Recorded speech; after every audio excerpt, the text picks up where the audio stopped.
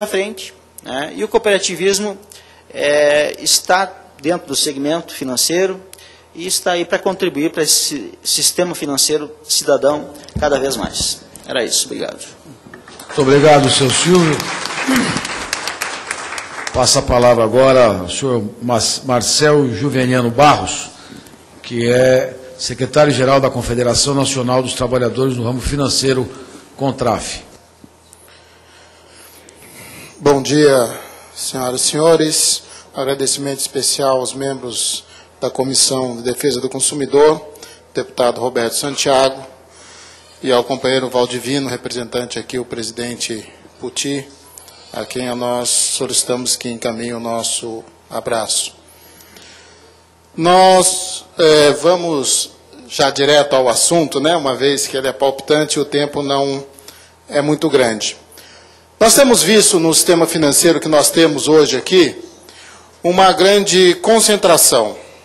Nós tivemos muitas fusões nos últimos tempos, que diminuiu o número de instituições financeiras, e não houve, no estudo dessas fusões, por parte do CAD, do Banco Central, de quem quer que seja, qualquer exigência de contrapartida social.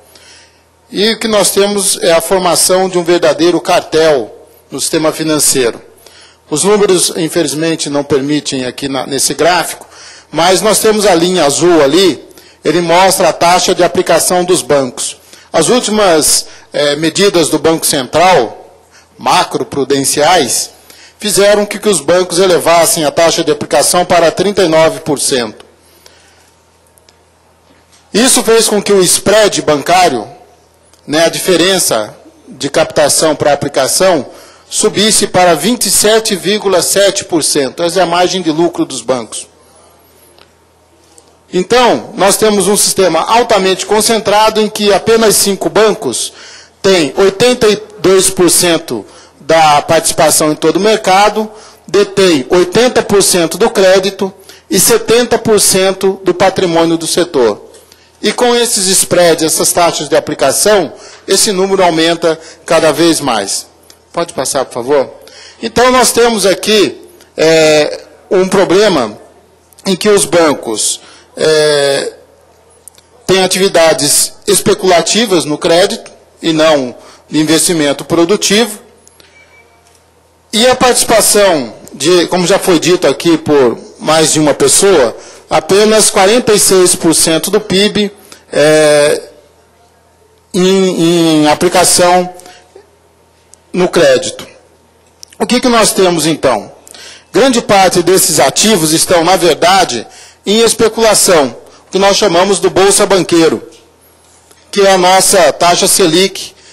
Apenas um grande banco privado nacional, no balanço do primeiro semestre, teve crescimento de 68% dos seus ativos em títulos públicos.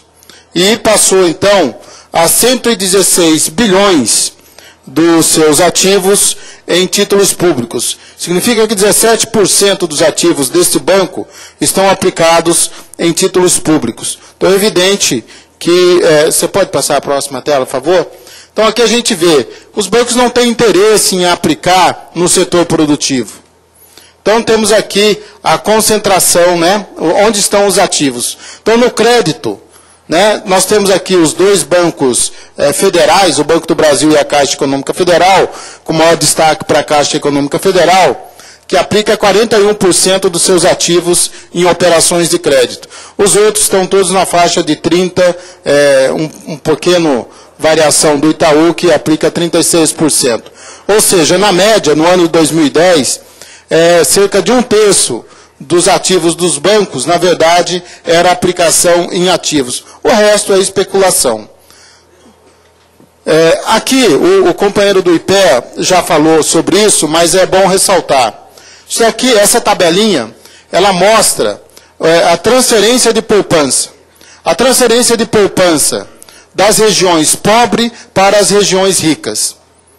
Então, nós temos aqui que cada R$1,23 em 2007, que era depositado, apenas R$1 era aplicado na região. Enquanto no Sudeste, né, a cada 78 centavos aplicado, R$1 depositado era aplicado.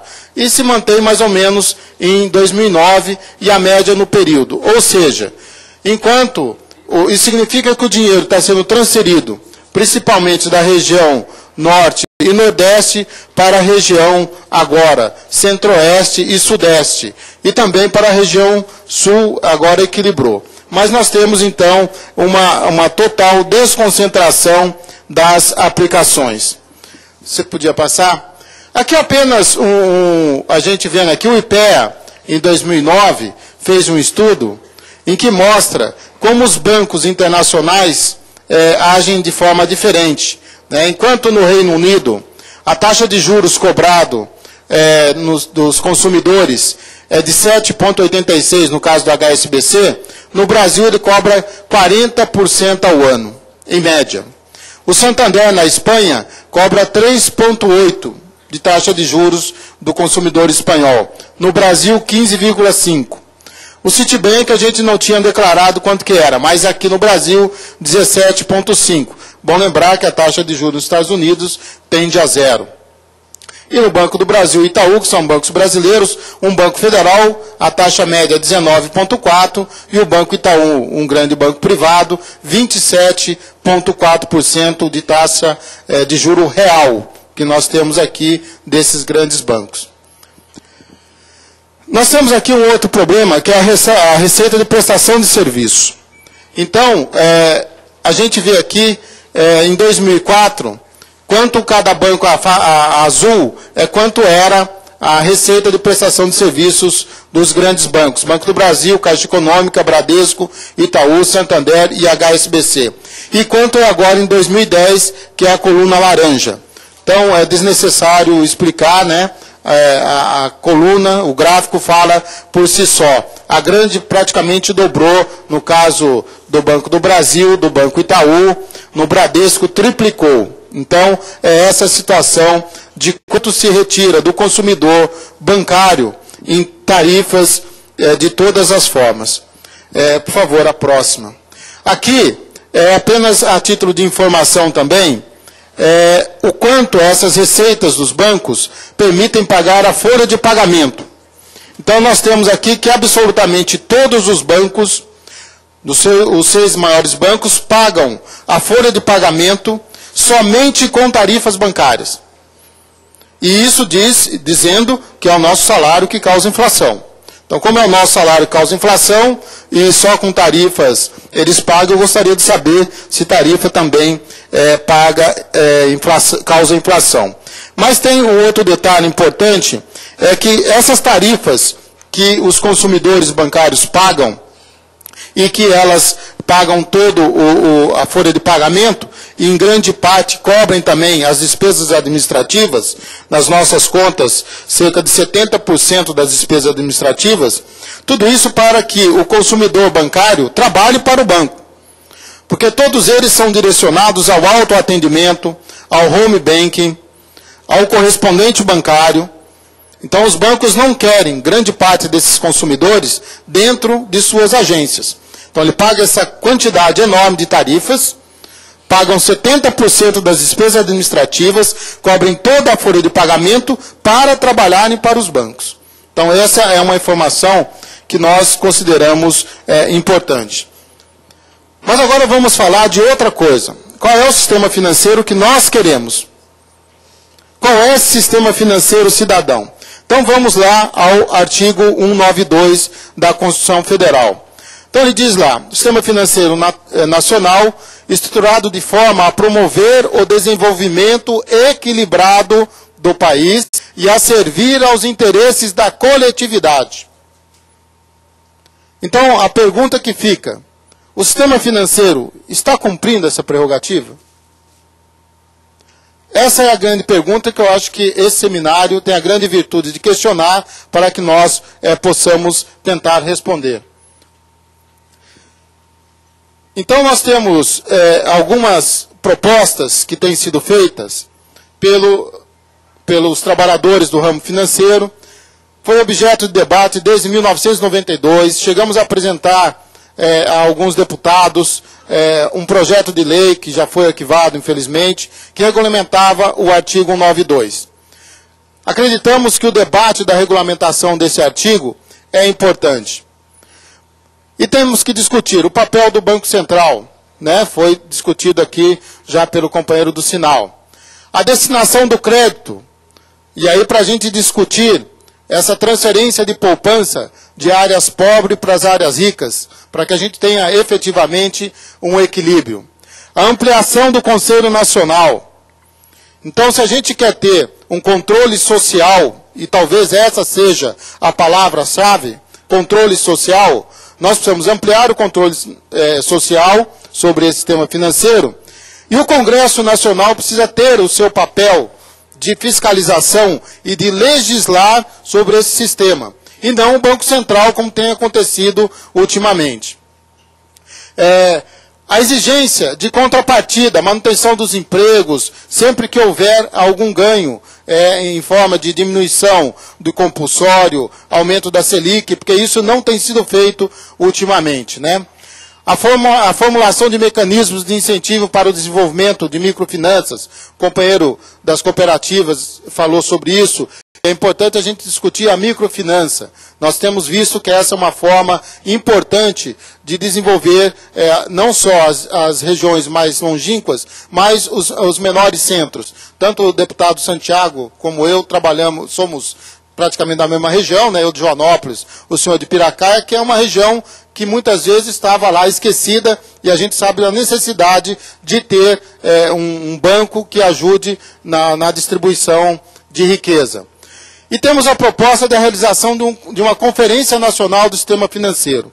Então, a CONTRAF, juntamente com a CUT e outras entidades, tem debatido muito sobre isso. Queremos salientar aqui que existe uma diferença entre bancarização e inclusão bancária. O termo bancarização é isso que o Sistema Financeiro Nacional tem feito. Dá um cartão de crédito, cobra a tarifa e diz que o cidadão está bancarizado. Isto é falso. Nós estamos falando de termos orientação financeira, orientação para o crédito. A pergunta que a companheira Marinês fez, as 3 perguntas, né, que ela fez, eu acho que merecem resposta. Normalmente, o cidadão abre uma conta, muitas vezes, obrigado pelo seu empregador, que tem benesses do banco. Aí ele toma um crédito. Ele não tem noção do custo. Outra coisa importante, no Brasil, e todos nós sabemos disso, é o modelo Casas Bahia. Você paga quanto pode. Você nunca sabe quanto você está pagando, qual é a taxa de juros que você está pagando. E como não existe orientação para o crédito, as pessoas não se preocupam se vão ter uma poupança para pagar aquele crédito, se acaso houver algum problema, ele vier a perder o emprego, houver alguma crise, algo do gênero. Então, infelizmente, as respostas para a companheira Marinês é não, não e não. Existe, sim, um modelo de conta simplificada, né, que foi criada, se eu não me engano, há 2 anos pelo Banco Central, mas que os bancos não querem aplicar, em que não há pagamento de tarifas. Apenas a Caixa Econômica Federal que aplicou, e ela detém 90% dessas contas no Brasil. Os bancos não querem abrir a conta simplificada, porque não tem tarifa, obviamente. Aqui foi falado sobre os correspondentes bancários, que eles servem para facilitar, para... Vamos caminhar para o encerramento? Ok, dar maior capilaridade. Somente no Sul e Sudeste nós temos 66% dos correspondentes. Isso é dar capilaridade? Sendo que estados do Norte e Nordeste, portanto, detêm apenas 66%. Sobre a autorregulação, eu acredito que isso é mais formação de cartel do que qualquer coisa. Não existe esse tipo de autorregulação que a FENABAN e a FEBRABAN dizem que existem, não acredito que funcione. E para finalizar, eu creio que o companheiro do IPEA, o Vitor, ao falar aqui, foi muito feliz. O que nós temos hoje é um sistema financeiro e todos os bancos são públicos, porque eles são uma concessão pública. Trabalham com o dinheiro do público e não têm compromisso nenhum com esse público. Então, a gente verifica que os bancos privados ficam com o filé mignon. São Paulo, Rio, Minas e um pouco do Paraná e Rio Grande do Sul. E o Norte e Nordeste é para os bancos federais, os ditos bancos públicos. E aí, a volta das agências pioneiras, tem que haver algum tipo de exigência de que todos os bancos têm que dar a contrapartida. Se tem uma agência na Avenida Paulista, na Avenida Rio Branco, na Savassi, em Belo Horizonte, tem que ter também uma agência lá em Jordão, no Acre, lá em Chapuri, no Acre, enfim, dar a contrapartida social que hoje não existe. É isso, muito obrigado. Muito obrigado. Vamos passar agora a palavra aos deputados. Cada um terá até 5 minutos para suas explanações. Marcaram 3 aqui, mas o Reguf já reclamou. Então, nós vamos até 5 minutos. Depois, voltamos à mesa para as respostas dos nossos convidados. Primeiro deputado inscrito, nosso sempre bancário,